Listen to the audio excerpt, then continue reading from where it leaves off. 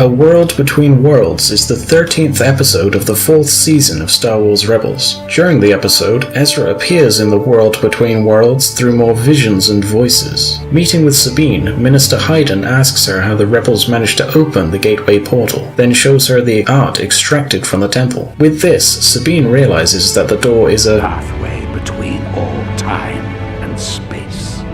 He who controls it controls the universe. Ezra travels across one of the many paths, hearing more voices from the past and the future, from all points of the Star Wars saga. He then meets with the daughter convoy above the portal to Malachor, being shown Ahsoka's duel with Darth Vader inside the Sith Temple. As the temple explodes from the energy released during the events of the Rebels' mission to the planet earlier in the war, Ezra pulls Ahsoka back through the portal and into the World Between Worlds as Vader falls beneath the temple. Minister Hayden notes that the three Mortis gods appear throughout the recorded history of the Jedi Order as archetypes, and that the Lothal mural has somehow moved. Sabine then unwillingly helps the minister to understand these changes. At the same time, Ezra and Ahsoka meet back together, with the Padawan calling the convoy Morai to her. The two discuss doom, and how Kanan was able to come back through the cosmic force to guide others, much like the daughter guiding Ahsoka in her spirit form through Morai, before Ezra rushes to attempt to rescue Kanan at the point before his death. Ahsoka relates to Ezra in that the both of them cannot save their masters if they are to prevail. Suddenly, the Emperor appears through a portal and spots the two Jedi. Meanwhile, Hera and Zeb move through the Imperial dig site and interfere with the mobile command stations to create a distraction so that Sabine can escape from Hayden's custody. In the World Between Worlds, Palpatine uses his powers to reach through the portal and cast blue flames onto Ezra and Ahsoka, who use the Force to block it for a short time.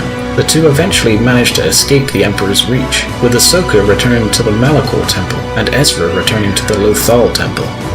With Ezra back on Lothal, Phoenix Squadron regroups at the portal and heads to the mural in order to close it. Ezra once again places his hand on the painting, but this time on the sun's hand, and passes out from the effort. This action seals access to the World Between Worlds and causes the temple to collapse, but not before the rebels hijack an Imperial transport and use it to escape the site. Later on, Hera and Ezra talk about him having to learn one last lesson from Kanan, and the young Jedi sees the spirit of his master walk into the light for the last time. This episode raised a lot of questions in regards to the more magical elements of the Force, but didn't present anything that was too contrived or didn't hint at previous abilities or events. I felt emotional when the voices were present in the World Between Worlds, as if the whole series was leading up to this.